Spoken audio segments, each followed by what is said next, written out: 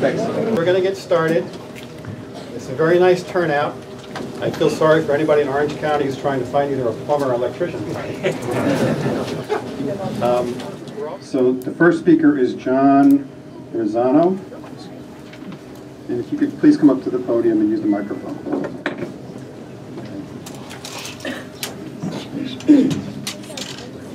Thank you, sir. My name is John Rosano. I'm the supervisor in the town of Wawayanda. CPV first came to Wawayanda approximately 2008. And since then, the town of Wawayanda has spent hundreds of thousands of dollars conducting thorough, comprehensive review of this project, and it's lasted over 5 years. We've hired specialists to review every aspect of the project, from air, water, and all the other environmental issues. SECR has been completed in 2012. CPV has received all necessary approvals from the Town of Wawayanda Planning Board, from the Wawayanda Zoning Board, and from the Town Board. And considering the millions of dollars that they've invested in this project, we have no reason to doubt that the business entity is informed properly. Additionally, CPV has received municipal consent in October of 2013 from the City of Middletown for locating necessary pipes on the city property. Therefore, they have received all municipal approvals from Middletown. I feel that this is a vital project for our area, and I hope this project is approved and granted the Certificate of Public Necessity and Convenience. Thank you.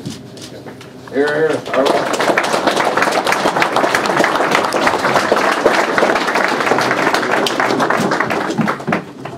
Good evening. This Certificate of Necessity and Compliance with Convenience and Public Service, as John had mentioned, was granted for the FEIS with the Planning Board on February 8, 2012 as stated, and the finding statement that was adopted on May 23, 2012, as you have here in your literature. I just would like to mention that Governor Cuomo's intent, as stated, is to decommission Indian Point by 2015. That produces 4 times the amount of energy that the amount that CPV is going to be producing. Therefore, this is a necessary project. And last but not least, the tax relief and economic benefit to be derived by this project, and jobs, jobs, jobs. Thank you. Yeah! Good evening. My name is Steve Newhouse. I'm the Orange County Executive. New York State is a home rule state. The supervisor just spoke before me and said that all the local authorizations and approvals are in place. So I see no reason in why this should be stopped at this point. It went through the process, the legal process in New York, and I think this project needs to move forward and get the approval. Thank you.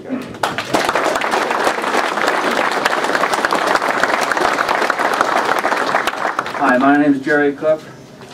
I'm a Sierra Club member. I'm opposed to this project, but I got solutions to make things better. Basically, in my written statement, I'm complaining about the amount of CO2 we have in the United States, 14-year drought out west, the loss of farm life, livelihood, the flooding in the Midwest, again, loss of property, life, everything's changed, all because of contamination of our fossil burning. So, but there are solutions. I got 2 of them. So I'm not going to get into a lot of detail here. But one of them, there's a company called Courage-Us. And what they're doing is, underneath the power lines, they're coming up with a way to have renewable energy. They can take, because the power lines lose energy, they're able to minimize that and be able to put energy back into the system. Now my idea is, we got thousands of miles of power lines in New York State. Why can't we put solar panels all over the state? That's it. Every union guy here works. We need a lot more jobs. Electric workers, suppliers, wire nuts. A whole 9 yards. The other solution is, in Europe and even in New York City, there's a thing called underwater turbines. Okay? As the water, it's like a propeller. The water comes, moves the propeller, things spin, they make electricity. Okay? Quebec is using them. They're expecting from the St. Lawrence River to produce enough electricity through the kinetic energy of the river that's going to equal 15 coal-burning mega power plants. So we don't need all this gas going back up that's going to hurt my grandchildren and their grandchildren. There are alternatives, there is work, and there is a better way. Thank you. There's absolutely no need for this type of power plant, be it 630 megawatts at its beginning or now at 820 megawatts. What is needed is economical and environmentally friendly alternatives such as wind, solar, and other renewable energy sources, which is indeed an urgent need and necessity. The advantages of renewables over fracked gas are far less costly to the environment, our lives, and that of our children. Renewables are more financially sound and would create far more jobs than dirty fossil fuels. CPV is dependent on taxpayer and ratepayer subsidies. As you are aware, due to the new capacity zone implemented by FERC and New York ISO, ratepayers will be seeing a 6 to 15% increase in their utility bill. Why should we have to foot the bill for yet another freeloading, tax-dodging corporation which offers nothing in return? Or at least nothing for the majority of the people who have to live in the community that they seek to destroy. And this is the part that gets me the most, because out of everybody here, I'm an adversely impacted resident. This is right next to my home. Also, what I think is insane to me is no one has mentioned that this is less than 5 miles away from our schools that have approximately 4,400 students, and my child included. That's insane to me.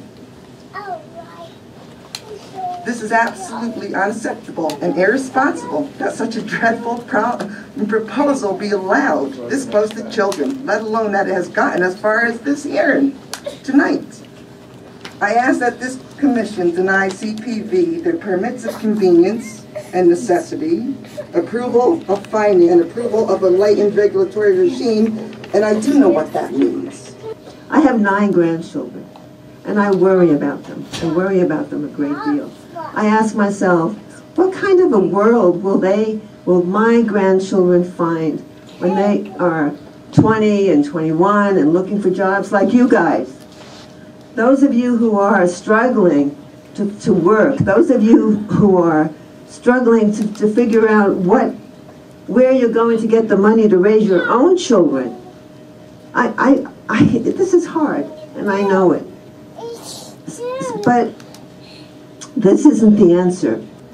My husband has been a union member twice, has lost his job twice with both those unions, and is now working a non-union job. You don't have to tell me about hardships of losing jobs. He has been without a job 6 months at a time, hard to pay the bills, know all about it. I feel bad for everybody in this room, but you're being taken advantage of about the hardships that we are facing and a deficit of jobs. I feel bad for you and I understand. But in 2 years, this plant is only offering 25 jobs, 5 of which will probably go out of state to whoever's going to run the plant. 20 jobs. I could put a fast food restaurant there and offer 25 jobs to everybody in the community. CPV's plant would be powered by dirty fracked gas, transported via the pipelines that are snaking across our landscape from areas already devastated by this extremely polluting technology. How can fracking, so overwhelmingly harmful to human health, be supported by New York State? How can a planning board in a town of 7,000 inhabitants assume lead agency status for a project of the magnitude of the CPV Valley Power Plant, which will impact an entire region? The bottom line is that CPV has passed all the environmental requirements set by the DEP and DEC, so there is no reason for this project not to proceed forward. Thank you.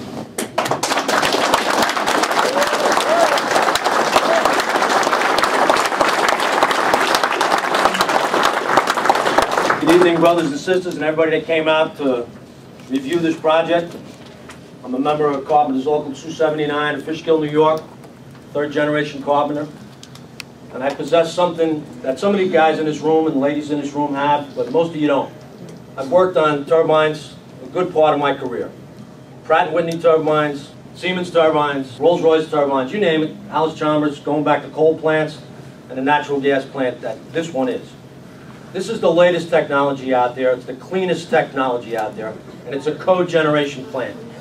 It takes the gas and the heat from the one turbine and uses it to power a bigger steam turbine, which operates completely pollution-free. Natural gas, we all use it. Look, I showed respect to everybody out there while you guys were talking.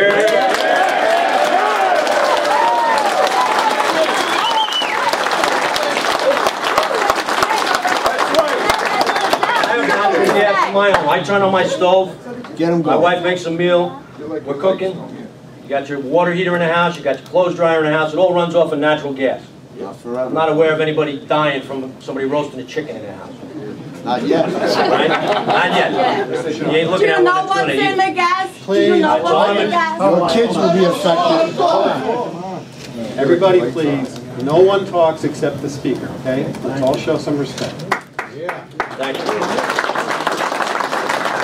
We've all heard a litany of pseudo-experts up here talking against us. I'm here to talk in favor of it. All you guys out there, you need work. Some of the best years I ever had and some of the most money I ever earned was working as a millwright in these plants. They're clean, they're spotless.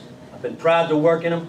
You go all the way back to Con Edison, to the turn of the century, the Tennessee Valley Authority, construction of the Hoover Dam. This country doesn't go anywhere without electricity. Everybody relies on it here.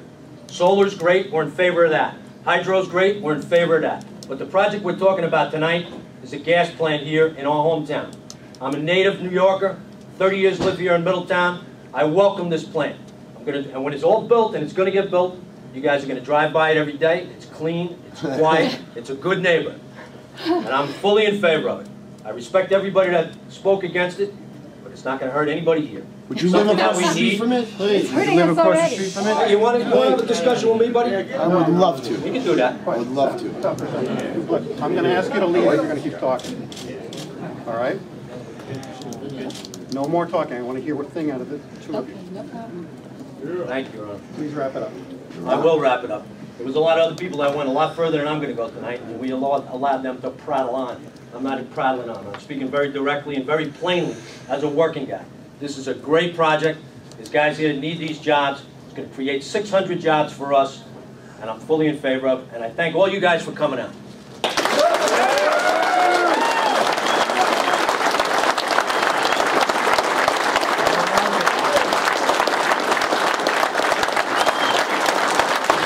I'm here today as a resident of Minisink, who has been battling the Minisink compressor station for nearly 3 years now.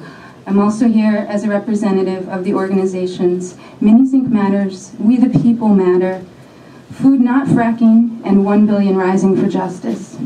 But perhaps most importantly, I'm here as a farmer in the Black Dirt region. I trust that many others will speak to the ill effects, and have already, of a gas-fired power plant on communities, health of children and families, and incredible risk to the local economy. I'm limiting my testimony to address the fact that fracked gas power plants, and all fracked gas infrastructure, for that matter, are not compatible with agriculture. It's one or the other. There is simply not room for both. Back in 2011, when fellow Minisink organic farmer Deborah Lane and I began researching the effects of compressor stations, pipelines, gas-fired power plants, and other gas infrastructure facilities on agriculture, we found next to nothing. What we did find was isolated to 1 or 2 aspects with no cohesive report on effects that a farmer could utilize to better educate and protect themselves from potential threats. I manage a small organic blueberry and vegetable farm. Deborah and her family run an organic grass-fed beef farm. It's been in her family since the 1700s. It's one of the oldest in the States. We both live and work in close proximity to the Minisink compressor station.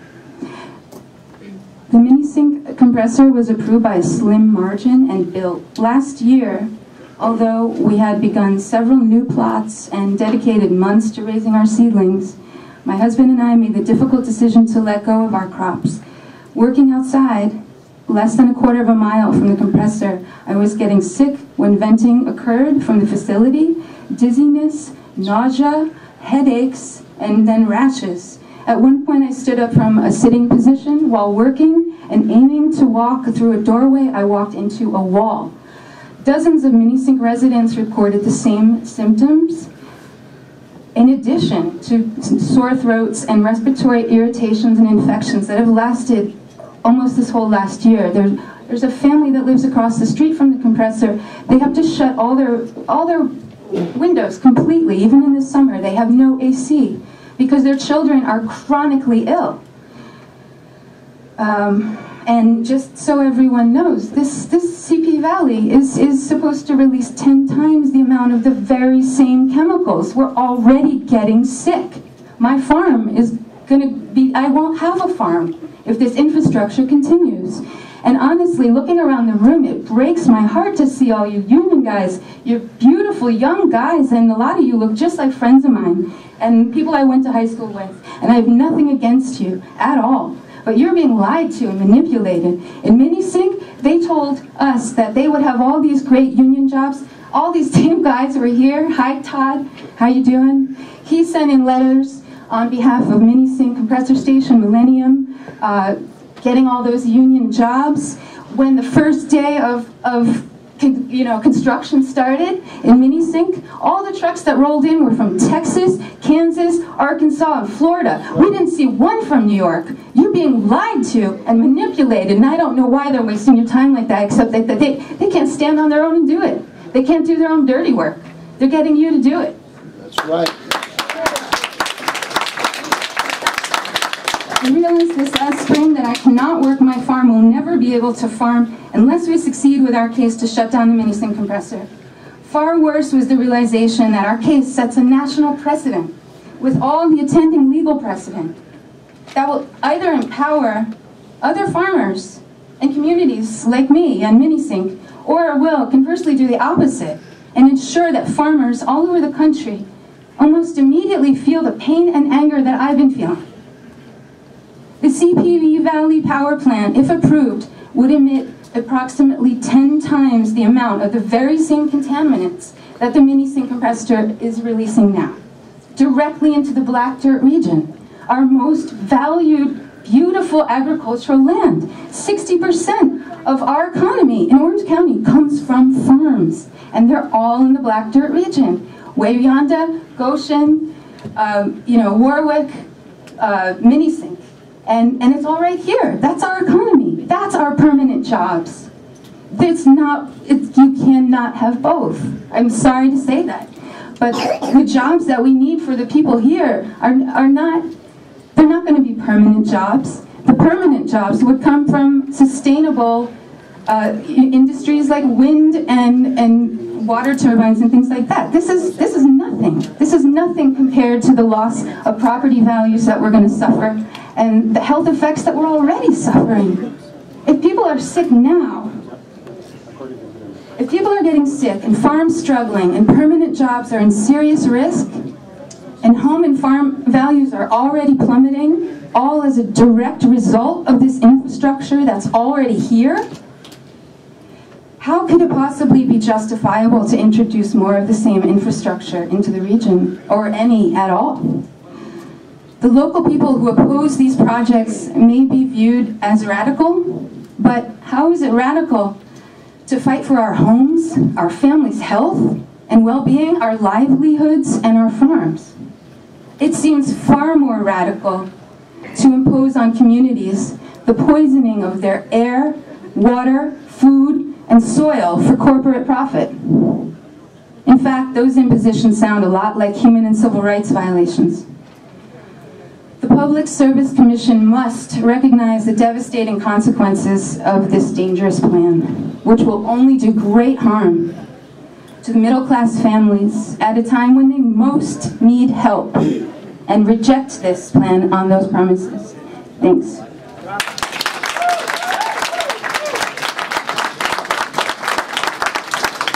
I've been a union organizer, and I'm really proud of that. I think unions are the best darn thing in this US of A of ours. And the reason that they are is because of collective bargaining. That's what happens when people get together, they listen to each other, and they all back something that they all believe in. And that's what we've been doing here, all of us. I'm all for jobs. I'm all for permanent jobs. I would imagine you would be too. These are temporary jobs that you're being offered. I know I'm repeating some of the stuff that's been said, but I'm saying it right off the cuff here. Temporary jobs, permanent damage. You gotta weigh that. You gotta figure out who, in the end, is gonna benefit. You might benefit from a job for the next couple of months, next couple of years. But will you then benefit if something like what's happening in North Carolina with the coal and the poisoned water, if something like that happens here, or West Virginia, will you benefit from that? Will your job matter at that point? Think ahead. Think ahead. Will your job matter when you cannot drink your own water? And people who get up here and say that these pseudo-experts and words like that, that's name-calling. I'm sorry. But as a teacher, I can tell you, that's name-calling. And that's, you know, not really a real discussion. What it does is it boils it down to jobs versus the environment. And you know what? It's not the environment, quote unquote. It's not some separate thing. It's the water you drink and the air you breathe. That's it. Very simple. It's the earth you all walk on. Somebody back here rolled their eyes when somebody said that this is 5 miles from a school. I'm sorry, but your job is just not that much more important than all these kids in a school. Now, it's great. You're going to get these jobs. My question is, how are you going to face your neighbors and your kids who are coughing their brains out when they say to you, you know, your job actually caused this? Are you going to feel good about that? I don't think you are. And then what I'd like to do is I'd like to ask a question directly of the county legislators and the people in the suits. I'd like to ask you why. Why is it that you can't provide these good people, all of these people, with a job that they can have a clear conscience about? Everybody's heard both sides. No matter where this plant would be built, there would be this controversy, and I understand that. I get it, but it's going to be built. And where it's being proposed, all the due diligence I've heard from both sides, I'm not the expert. I'll leave it up to the experts. But our job as Hudson Valley Building Trades, if it's going to be built, it is our job to put our men and women to work. What are you smiling at, right? I'm not talking to you. Right? Okay. You know, CPV, if they've done their due diligence, the people who are elected, they're the ones you're paying to do their job. We're paid to do our job. We're going to put our men and women to work. They've agreed to put local labor to work. That's a fair thing for us. It's about time that we are considered, other than other people from Tennessee come in here and we don't have jobs. Our taxes go out the window. So whether it's CPV or Amy's Kitchen, you'll see us at every job that's proposed. And it's not my job to decide whether it's built or not. My job is to put our men and women to work. Yes, I want to make sure it's safe for the environment. I've heard it all. It's above me. But I do know that the plant that I live next to at Dance Camera, this one is a lot safer. So, you know what? This one does have a lot more amenities to it that does make our environment more safer. And I imagine 80 years from now, there'll be that much more technology that we'll have the same group of people fighting that. But you know what? That's not up to me. But I do believe that this plant does provide an environmentally safe, compared to other power plants, a lot better. And I am for that. Thank you.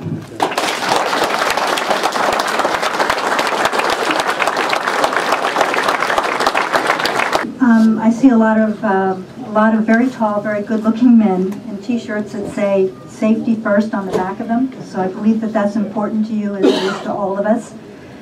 Before I move to Orange County about 1.5 years ago. I lived in Sullivan County, New York, and I lived in Wayne County, Pennsylvania.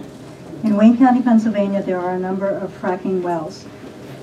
I have a friend, someone I worked with, who had a small farm next to one of the wells. It spilled everything around it that grew. All the trees were dead. Many people like me think that federal environmental regulations are going to protect human and environmental health from the impacts of fracking, but unfortunately, that's not true. I was shocked to discover that it does not apply to fracking. In 2005, Vice President Dick Cheney, former CEO of Halliburton, the company that introduced the technology that made hydraulic fracturing viable, got federal exemptions from oil and gas drilling from, listen to this list, the Clean Air Act, the Clean Water Act, the Safe Drinking Water Act, the Resource Conservation and Recovery Act, and the Community Right to Know Act, among other laws. Since the fracking isn't safe, I don't think the power plant is safe either. And I sat next to somebody tonight and said, well, all this stuff about solar energy is, it just isn't workable. Last summer, we put solar panels on our roof. We all know how hot last summer was. I ran my air conditioning. My bill was $19.30 a month. Solar does work. I'm not sure if I'm the good-looking union guy or the guy in the suit. I haven't figured it out yet. I'm Todd Diorio, President of Hudson Valley Building Construction Trades Council. The council consists of 28 construction trade locals and over 10,000 members. One thing people don't understand is all our jobs are temporary. We live, unfortunately, off of temporary jobs. Not too many constructions in the building trades work steady unless you work for a company that does heavy highway and you're constantly. We go from 6 months with one company, 6 months to another. When a power plant comes in, we build it. The school construction comes, we build it. So that's what people got to understand. We rely on these temporary jobs sometimes. We don't consider them temporary. Believe me, we wish they were full-time jobs. I support teachers. I wish we had full-time jobs, that we don't have paid vacation, we don't have sick days, we don't have a lot of stuff that some of the unions have. We're in a different world, and I don't think people realize that sometimes. I just want to touch on a couple things that were brought up real quickly. Middletown Valley Compressor Station, I know people said they've seen people from Tennessee. 90% of the laborers on that job, construction workers, were local. We had an agreement with Middletown. I'm telling you, I can show you well, I'm not going to debate you. Same thing with CPV. We have a commitment to them. Future projects, you guys are in support of us. There's a lot of projects that come out that are controversial, sometimes out-of-town workers, out-of-state workers. I'd love to have your support the next time there's the thing. I welcome you guys to come in and meet with me and some of the officers and talk about it in the future. But I thank the opportunity to speak here tonight. I'm here in support of CPV Valley Energy Center. When the mini-sink compressor station was proposed in 2011, the project sponsor was required to inform every resident living within a half mile. Here, we have a project nearly 10 times the size, with 10 to 40 times the impacts. And who were the residents who actually received a notification in the mail? Residents living just within 500 feet. And when did they receive their first notification?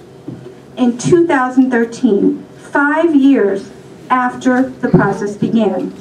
Such as another Slade Hill resident, Adriana Groenston, who's also here tonight. An elderly citizen who lives directly across the street from the proposed site. And what about all the people in the direct impact zone as defined by the project sponsor of 5 miles, such as the folks in Goshen directly downwind of this facility, or all the black dirt farmers who will see their soil depleted and crops diminished as a result of this facility? These people, at the very least, deserve, indeed, have the right to be part of this process. The public has completely lost faith. Obscure and vague notices giving the public 10 days to respond to what the project sponsors have had an army of lobbyists and lawyers and experts working on for years? Where's the fairness in this? 10 days for busy, hardworking middle-class moms and dads to learn how to articulate their desperate concerns within the framework of the legal and statutory requirements? And those are just the ones lucky enough to have seen that 1 day's notice in the paper. What language do we speak in to communicate to the PSC? That we will lose our homes, our way of life, everything we've worked for our entire lives. We're not a billion-dollar corporation. But why do we have to choose either walking away from our homes or allowing our children to live in harm's way? 10 days to submit comments that will never be addressed or answered in any meaningful way? 10 days to learn the complexities of our state and federal environmental laws, or in this case, public service law? We know where the lawyers for the company are. They're in Albany, lobbying away to ensure that they get the approvals they need. But where are the lawyers for the people to ensure our needs and our rights are safeguarded? We need a public ombudsman to represent our concerns, our issues, and our needs. But unfortunately, there is none for impacted communities, so we're left on our own. There is none, and therefore we ask you to at the very least extend the comment period for at least 30 days and notify the public of that process. And we further request a technical conference with the PSC to understand the many documents submitted by the project sponsor, the issues the PSC will address, and to understand the scientific and technical basis for the claims made in the project sponsor's petition. We note that the PSC does hold technical conferences with industry. It is imperative that the PSC restore some integrity to this process, and granting these two requests would go a long way towards that goal. And I would add one more thing. We have submitted a letter requesting at least one more public hearing, and I would really like the PSC to ensure that we have a public hearing where impacted residents can really articulate their concerns. Before I go into the narrow issues that the PSC will review, I would like to remind everyone exactly what this project entails. Competitive Power Ventures Holdings, a venture capital firm based in Maryland, plans to construct a new 630 to 650 megawatt facility in Orange County. Randy's already mentioned that it would include a 965-gallon diesel fuel storage tank, as well as a 19,000-gallon ammonia tank. The natural gas would be transported by the Millennium Pipeline. The project would be built on a pristine greenfield site in a protected agricultural district, over 60 acres of federally designated wetlands. It's also within an endangered species habitat over an existing fault line on top of a sole source aquifer and adjacent to a low-income public housing project, and on top of a Native American burial ground. The project would be a new source of 2.2 million tons of greenhouse gases in New York State. It is important to understand this because this is the context in which the public need and necessity must be evaluated. And for those of you scratching your head wondering how a project with such widespread impacts has gotten this far, I would warn you that this is what happens when a local town board is named lead agency and that town's attorney becomes the project sponsor's attorney, which again describes the complete lack of integrity this entire project has had. How can you approve a plant when you don't even know what it's running on? The Haley-Burton loophole exempts the oil and gas industry from the Clean Air and Clean Water Act. That means they don't have to disclose what they put in the wells and what ends up in the gas. That is supposed to be going to be fired here at Baba Yonder. How can you have an environmental assessment when you don't even know what you are burning? And hey, there are so many providers, so many different providers. Each has their own proprietary plant that's just supposed to be like Pepsi Cola. Hey, if it's just like Pepsi, why can't we know what's in it? Why do we have to be exempt from the Clean Air and Clean Water Act? I did vote no for the project. I don't think the project has the right to be in an agricultural residential community. I don't think it's the right decision for our children's future and the thousands and thousands of children that are going to be affected by this. You know, it's very real in this valley with the ozone level. We do hold a lot on that pollution. I'm not against any of the local union guys. I'm not even against any of the CEOs, because I know when you guys go home and tuck your kids in at night, you got to be thinking there's a better way. And especially just recently, that I would say you're a pioneer from ExxonMobil. I'm with Rex, not my backyard.